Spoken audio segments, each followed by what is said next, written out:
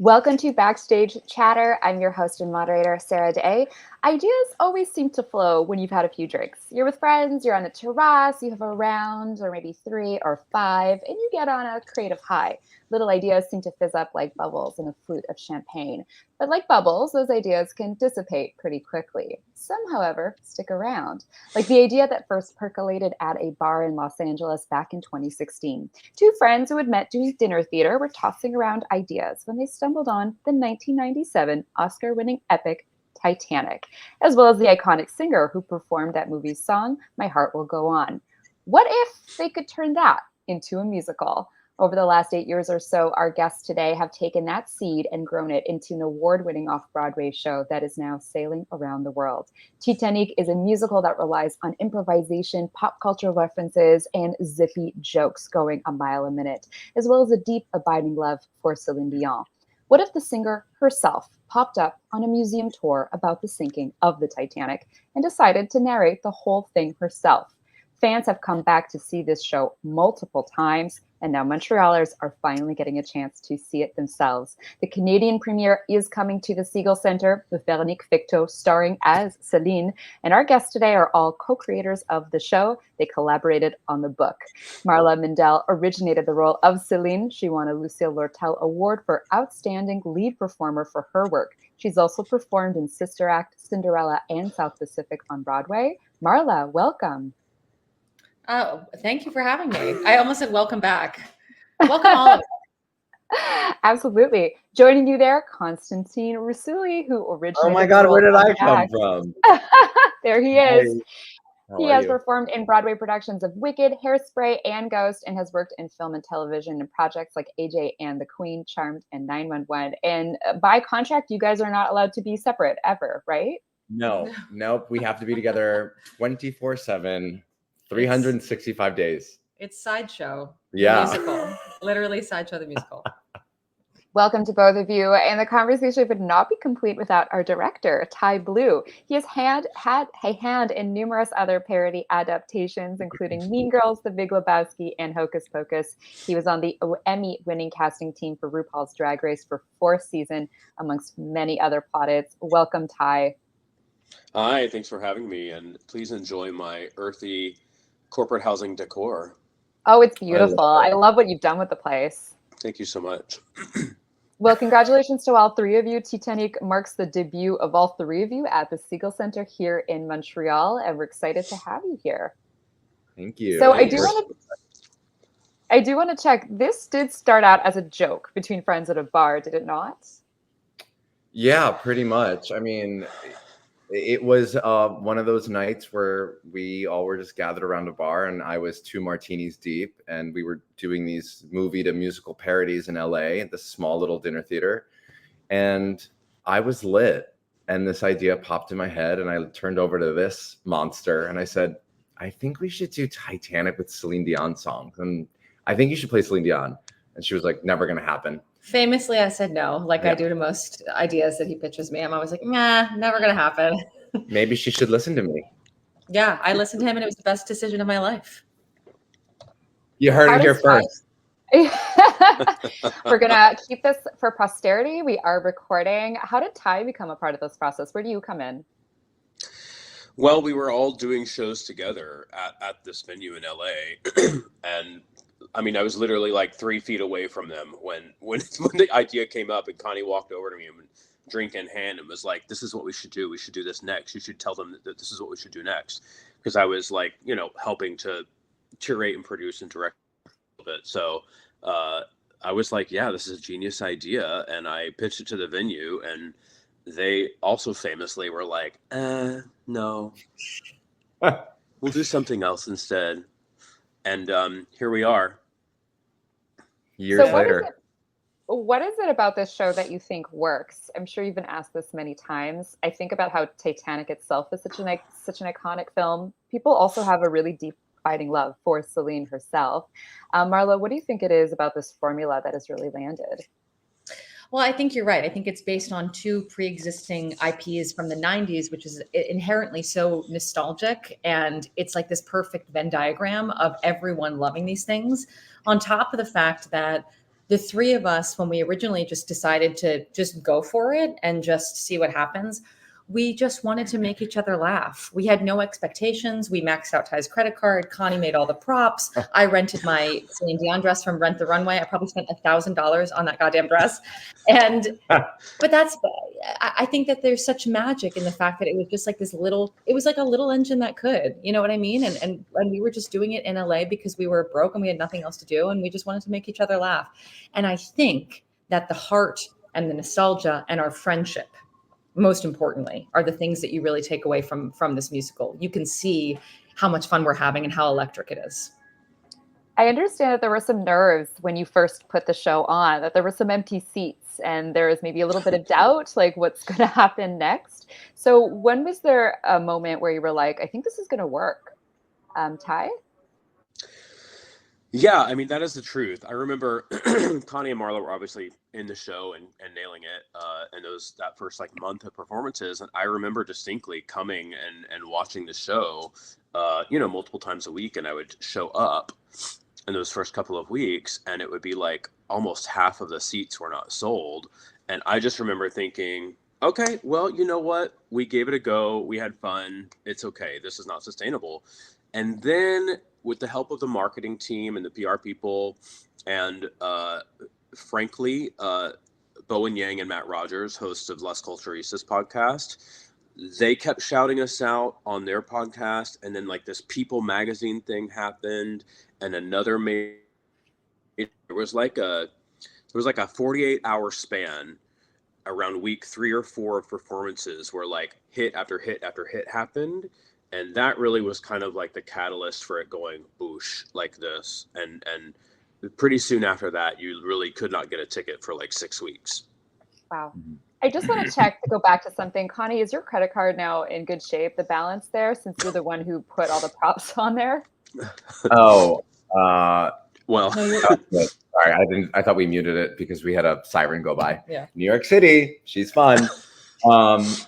No, my credit card is actually, I mean, still in peanuts, but yeah, the props that I made were all from, Michael's or Joann's fabrics that I would randomly go and just pick up stuff and hot glue gun and a dream. And that's what happened in my apartment in LA.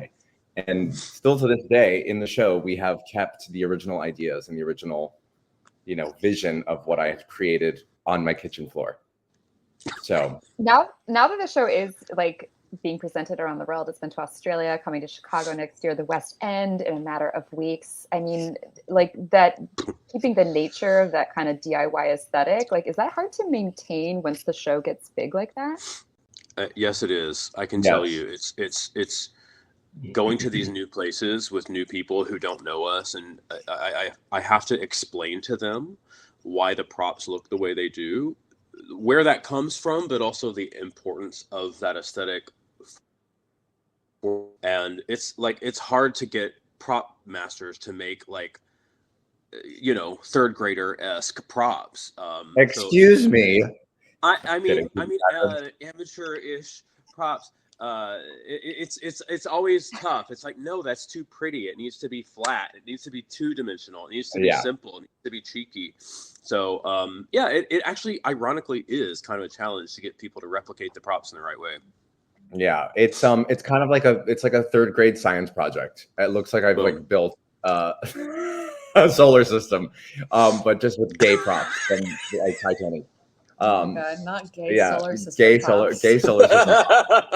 Sparkle on a gem and some shiny paper and some gaff tape. It's funny. It's wild. I can't believe, but that's our show. It's it's highbrow, lowbrow, and I think the way that we meld the two together is what makes the show so special. Because if we had this glamorous Titanic, beautiful set, it would just be like, that's a little too close to home. And now you guys are making it just, the worlds don't mesh together if it's too pretty. It also is not where it came from. It's not the roots of our show. The roots of our show were, we performed it. Our very first reading, the air conditioning blew out at this dance studio in Burbank. It was like 115 degrees. And it was Tye that maxed out his credit card doing the first couple readings. Yeah. He went 10K in debt. Like, it's just not, it's not our brand. Our brand was not rich or luxurious or expensive. It was like, we are doing this because we are broken. We have no other options. And hopefully like something comes from it. So, and something did come from it. But unfortunately, we're still broke. Unfortunately, the way of the world sometimes. Also, in addition to it being kind of DIY, it was also intimate, right? Like that kind of helped audiences really glom onto the show itself, right? Because you were performing in these smaller venues. Yeah. And I think that's all a tribute to where we started, which was dinner theater. I mean, that was like a 99 seat space. It was like tables, people were eating. We would go up pre-pandemic and like take one of their French fries and have a little sip of their martini. Mm-hmm. And when we first started, we were famously in the basement of a Gristedes in Chelsea, which has since been blown to smithereens, thank God, because when we were there, we had rats eating our makeup. I'll never forget that. It was like it was at 199 seat space. I mean, I was 1 foot away from the audience, and this was in the pandemic, so they were all in masks. But I loved it, and we loved it. It just created such intimacy and such charm to our show. You couldn't get enough of it. You were in this space with us. It just felt like you were seeing something magical and electric. And so we really try to retain that intimacy and that charm as we go all over the world into these bigger and more luxurious spaces. And spaces like the Segal Center, which is getting ready to welcome you guys in a couple of days, actually. Looks stunning. I can't wait. Yeah, I'm so excited as well. I want to bring it back to a second to parodies and adaptations. I feel like we're in a moment culturally where we're seeing a lot of fan created kind of parodies. Anybody can hop on TikTok and kind of make a montage or homage to a person or a movie. I think of the Ratatouille musical, which has had this own life of its own. You guys are really pros at taking things that people love and kind of exploding it, making fun of it. Tye, what makes a good parody or satire? What elements have to be present? Ooh, that's a big question.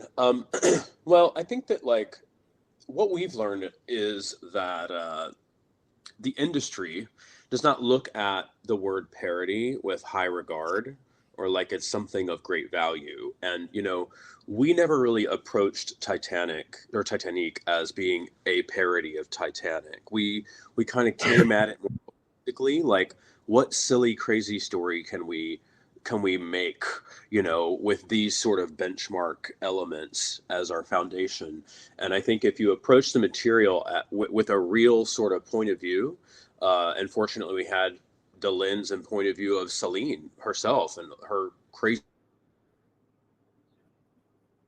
as long as it has a very clear point of view that you are honest and really stick with, that's A, but also B is to really make it feel full by keeping some heart in there. You know, if everything is just a throwaway, if everything is just joke after joke after joke, you know, that aren't super well crafted and paced, but also like there's got to be a little bit of truth in there, some warmth, some joy in there to root for, which is why in Titanic we try to make the love story between Jack and Rose have a good chunk of that real Kate and Leo nostalgia come through, because I think it really gives you that firm foundation upon which to throw jokes back and forth. So I think keeping all that intact is the key. Marla, as the person incarnating Celine right from the get-go, she's someone who's pretty easy to spoof because she has all these kind of like quirks and things like that. How did you approach your take on Celine, respecting her, but also kind of finding those little moments where you could needle at her?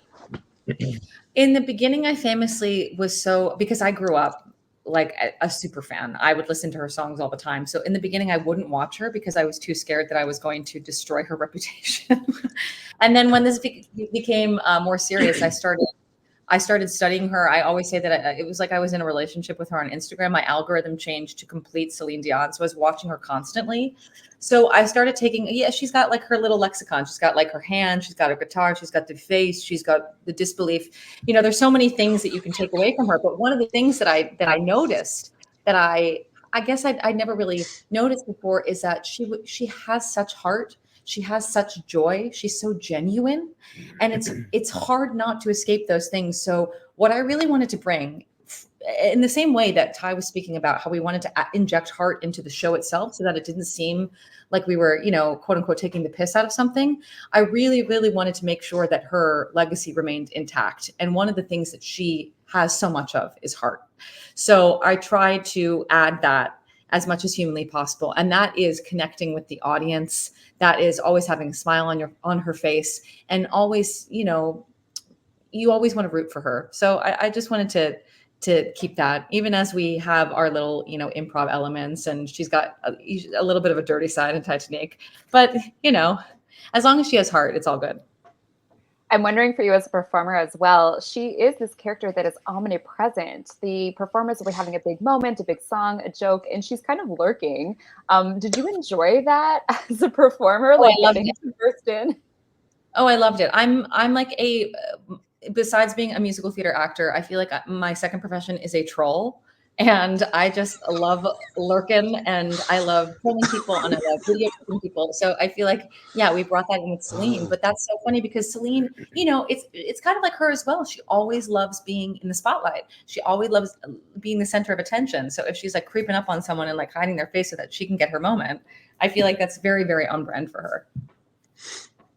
Do we know if Celine, are we aware if Celine has heard of the show, knows it exists?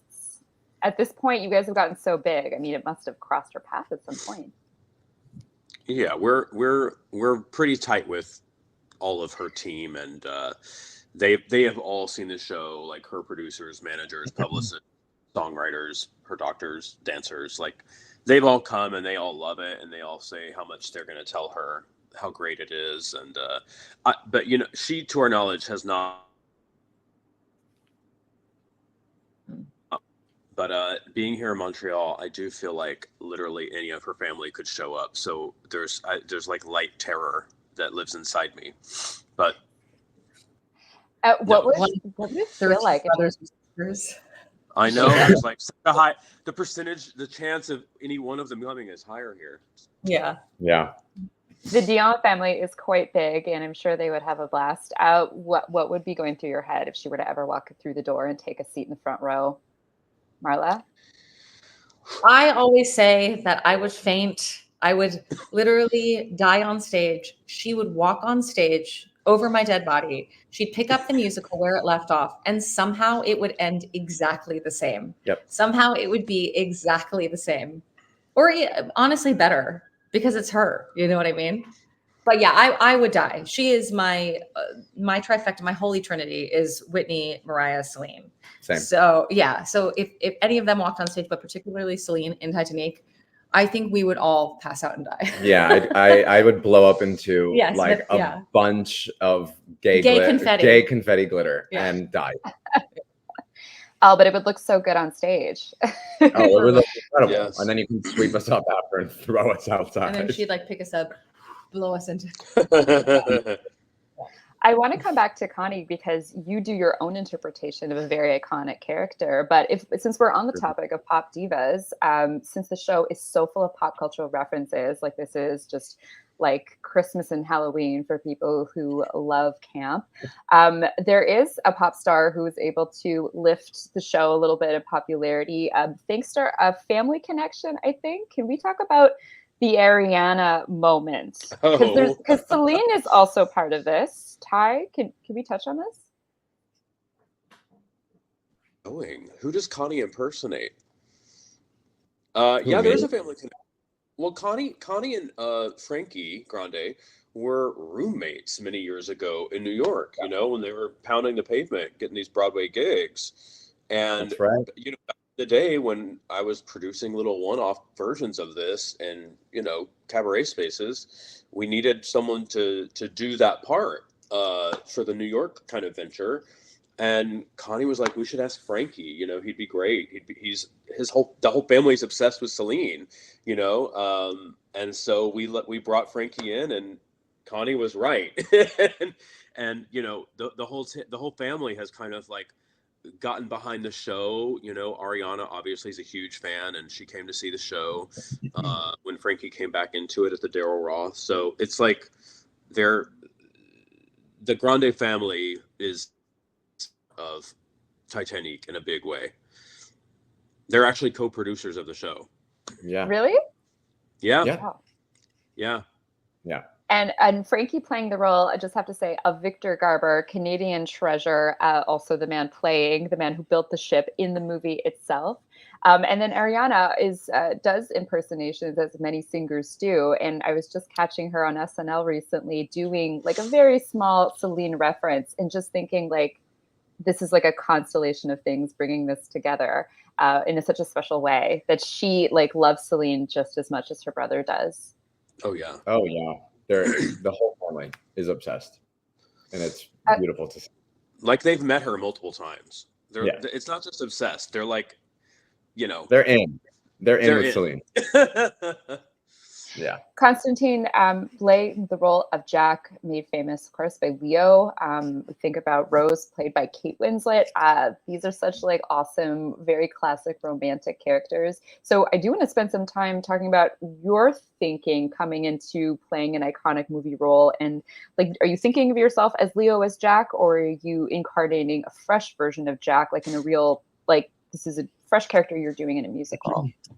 I think it's best of both worlds. I definitely take some of his iconic, line readings and stuff like that, but I will mesh them into my own sense of self and my sense of comedy, because I feel like he is this, young, carefree, wide-eyed, bushy-tailed. I'm going on this crazy adventure, and he meets the love of his life, and I think you need to keep the, that beautiful love story intact, but also, I add in my own crazy, kooky, weird comedy that only I can do, and I feel like with anybody else in these other roles, when they come in, they bring their own essence, and I feel like we all should definitely bring our own essence. Yes, I'm a good actors always steal from other actors, so I've stolen some great stuff from him, but I've also, used my own stuff that I know is going to, put me into a different level of okay, what are you bringing to this character? But yeah, it's super fun. I've had the best time creating it. He's just a great, insane character. It's fun. It's fun to be this, leading man type, but also bring this crazy side character comedy. And no one will ever see, in this other stuff that I've done in my career, it's always, you're the, teen heartthrob, you're the leading man, you are the prince, you're the this. So to be able to like ruin it and actually mix up everything and have a kooky, weird, funny, irreverent humor that's just no holds bar. I can do whatever I want. It's just been really fun and freeing.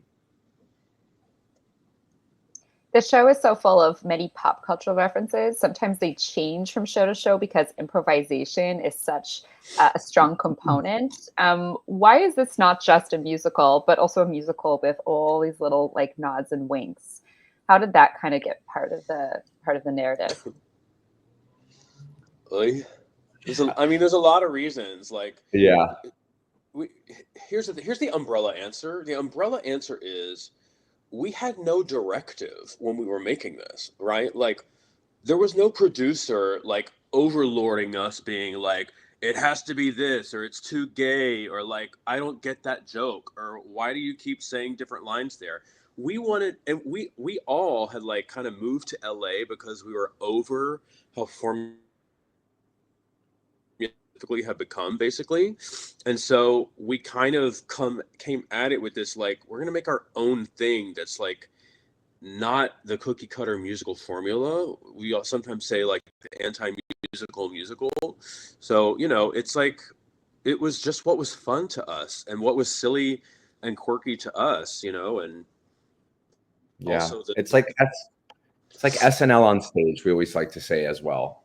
Yeah. We are the version of musical. I think in our brand of comedy is bringing the irreverent humor and the things that are really funny nowadays, and bringing the pop culture references with, the Titanic. So when it's just like the juxtaposition, the yin and yang of, wait, you're in this weird Titanic time period, but you're also bringing in top 40 hits and pop culture.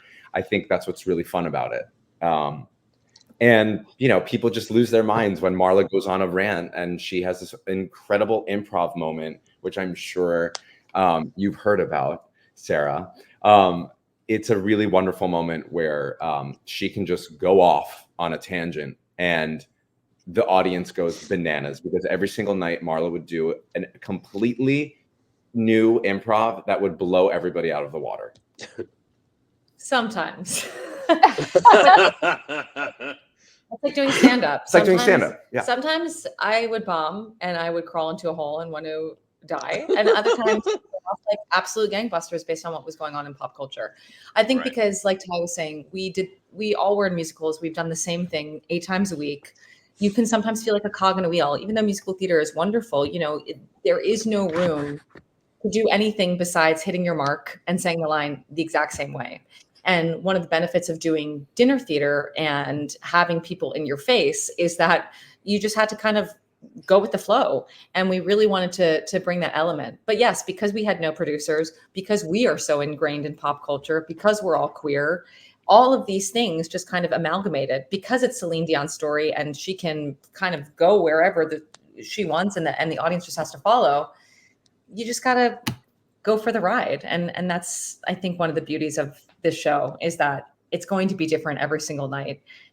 There might not be a joke for everyone, there is a joke for everyone. You might not get all the jokes, but there's a joke for everyone. Yeah. And something else I've learned, like in like going to Australia and now here in Montreal, now that there are people being like, well, this doesn't make sense here, or you should consider changing this. It's like, not every joke is for every person. And that's okay. And it's also kind of good, because it retains sort of like a bit of the crunchy niche tone, while also being appealing enough to the masses to go all over the world. Yeah. Yes. I also think Tye is doing an incredible job with directing these productions and listening to each city and being like, okay, who's the Patti LuPone equivalent? And how do we switch that to make it more appealing for the people in this city or in this country? So I think that's really also wonderful that he gets and we get a chance to look into something different and be like, okay, cool. Well, who's the like A-list star over here that we can make fun of, or just so it can become a little bit more familiar to that place. This show is really traveling now, and as you're saying, it's you're having to localize things. But coming to Montreal must be its own set of challenges, because this is the land of Celine Dion for a lot of people. People have a sense of ownership over her, even if they don't like her music. Is the pressure high right now, Tye? Like her music. Yeah, how can you not like Celine Dion's music? She's a genius. Music. Yeah. If you're someone that does not like Celine Dion, you should be deported to America. To the South specifically. Yes. I have some words for you. I mean, yeah, I feel like for the past year that this has kind of been getting built, at every turn, every decision has an extra sense of like, what do the Quebecois think and feel about Celine, and how, and then also, as I'm learning, like, there's the francophone audience, and then there's the English audience here. Like, there really is division here amongst the languages and amongst the entertainment markets. And so, we're trying to craft it in a way that it speaks to everyone, to both of those audiences, but also delivers the love that we three have for Celine.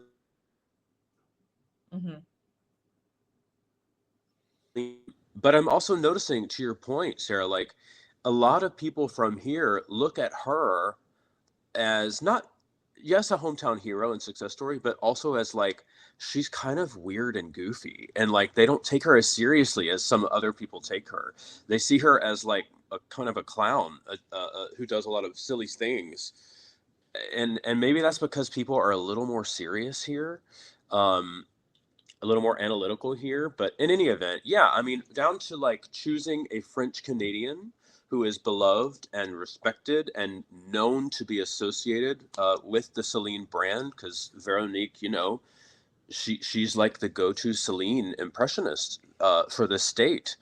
and she's beloved here. So I think that was a big sort of anchoring decision that Lisa, the artistic director of the Segal, and I kind of made it, and that it felt like a respectful choice to that community. And by the way, she is so special. She's very different, you know what I mean? But she brings that childhood knowledge of Celine. Like, she was telling us stories in rehearsal about how she used to go to Celine's little tiny shows, like in the park around the corner, you know, and just like put her hands on the and sing back the words. And like, she's met Celine multiple times. There's a whole different sort of texture there, the way she knows Celine in that way. But yeah, in terms of jokes, most of the jokes really are landing here, I think. I mean, I haven't really felt the need to make a ton of adjustments here. Couple little things that we'll test out over the course of previews next week, but you know, the Canadian and the put it in Canada and try to take it to the States, I think that would be harder to make it feel, you know, specifically curated. But American culture translates here pretty well.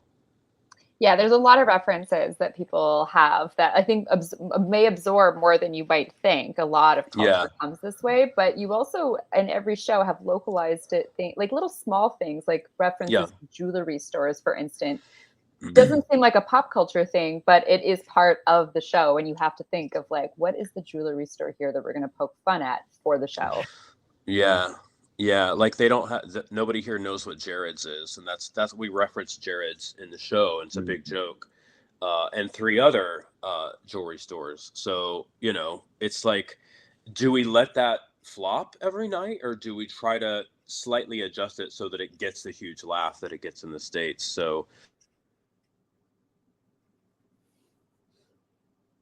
me some brands and where they tier, you know, and we tested a couple and found the one that like made the room roar every time. So we'll do the same thing here. I understand that there are very rabid fans of the show that I think call themselves Titanique, taking from Stan, which is a word that's become a byword for a super fan of a show or a person.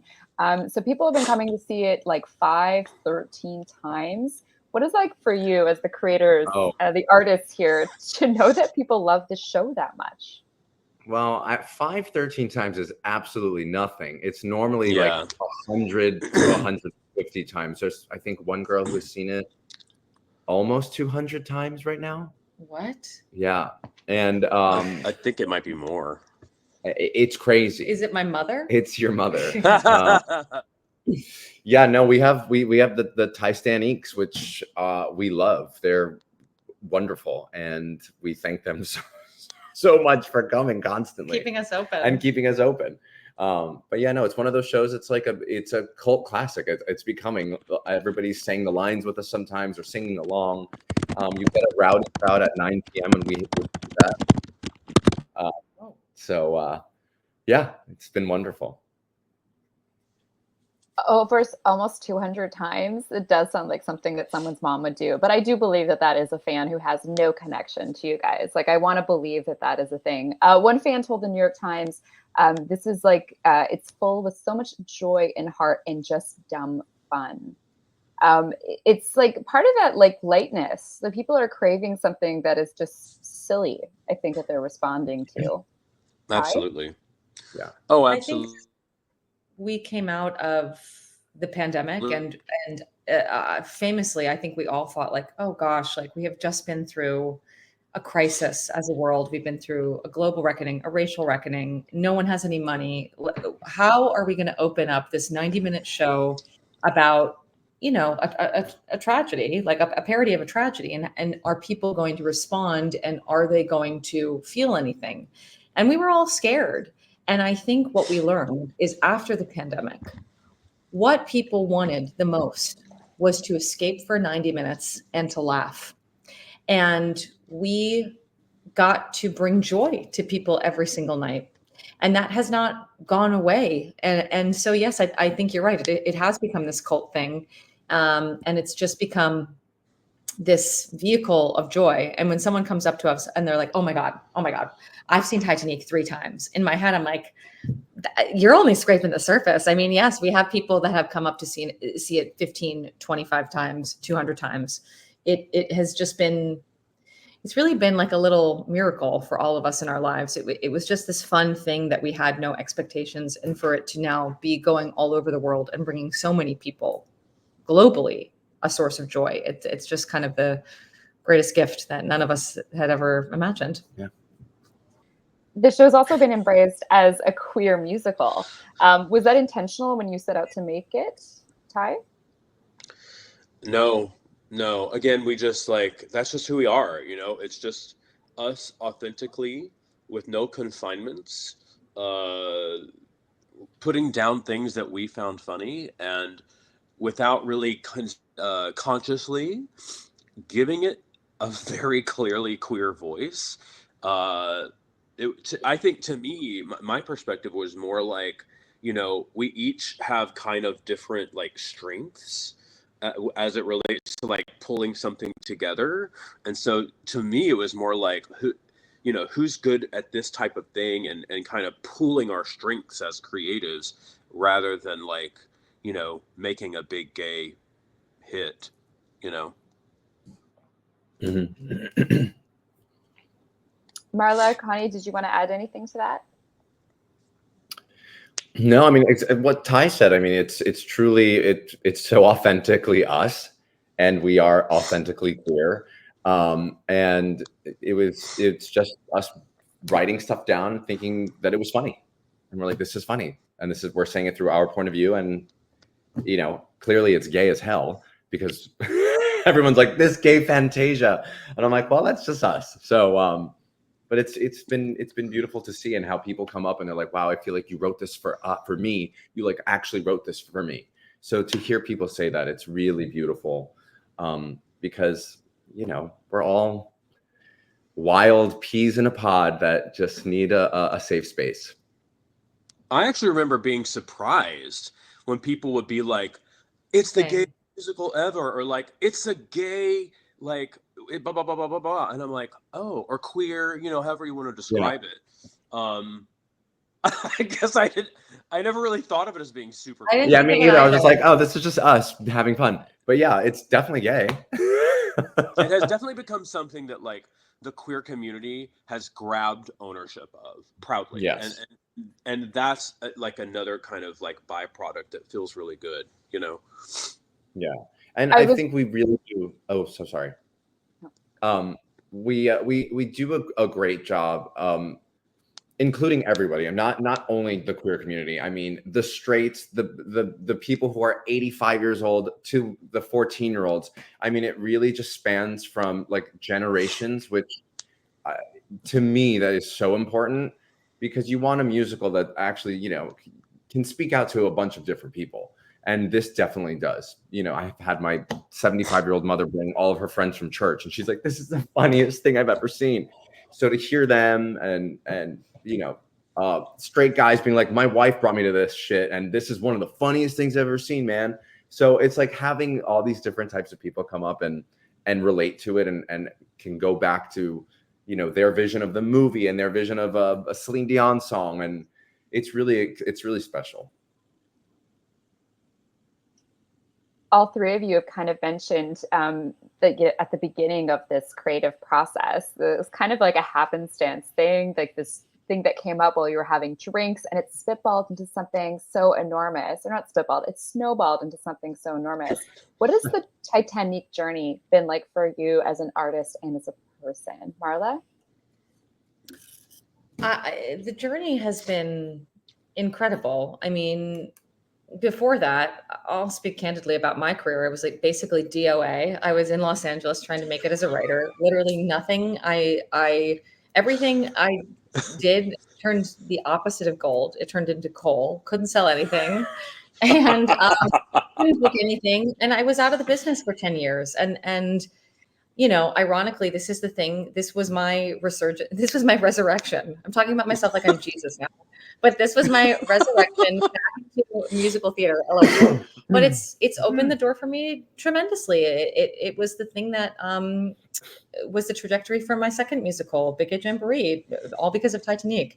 So I owe everything to it. And I owe everything to Celine. You know, Celine is a huge inspiration for me. Celine has been through a huge emotional turmoil and sickness, and has had a lot of health problems. And I relate a lot to what she's been going through. And so I really, she has become like my touchstone and my avatar, quite frankly. You know, she's literally my drag persona on stage when I play her, but also she is my drag persona in life because she is fearless. And yeah, so I owe everything to the show, quite frankly. Connie? The same. I mean, who knew what this was going to become? Yeah. Do you know what I mean? We had no idea, no clue. If you told me 8 years ago that this was going to be one of the biggest shows in New York City and it's going to go all over the world, I'd be like, ha ha ha, good luck with your project. That doesn't make sense. Yeah. Or that we'd be writing a musical. You know what I mean? It's just was like, I was like, I'm an actor. This is what I do. I'm going to get famous in LA, and that's what's going to happen. And LOL, the universe has many different things for you. And I'm just so grateful that we were able to do this together and bring our authentic selves to this piece. It has changed my life just in so many ways, as a performer, as a person, as a human, career-wise. You know, it's just I mean, it's been a dream come true. And I'm forever grateful. Tye, you're the director in Montreal now, getting ready for the opening of the show. What has this meant for you and your career? Well, I think that everything that they have said, I echo all of that. It's really kind of helped me focus. You know, this business is so crazy and can be so hard. And we've all been through really toxic, awful situations and struggled and been broke and, you know, had all this doubt and so much rejection. And this show in really investing in ourselves for those several years that it took back, you know, like I'm able to essentially support myself with Titanique, and I'm getting to go work in other places and collaborate and expand my network. And I got an agent, you know what I mean? Like I joined the union, like really basic things that are for some people very hard to get to in this business. This project has helped me kind of get somewhere that I was trying to be 10 years ago. And so for that, I'm really grateful. And I'm so glad that we put so much effort and time into it, you know. But it also just and obviously it's opened other doors as well, which is really wonderful and exciting. But I think it just most importantly kind of reinforced to me that, like, if you want to have impact and if you want to like get somewhere, the best way to do that is to make it yourself. No holds barred, no matter what comes, stick to this one thing that you really care about. And if is big.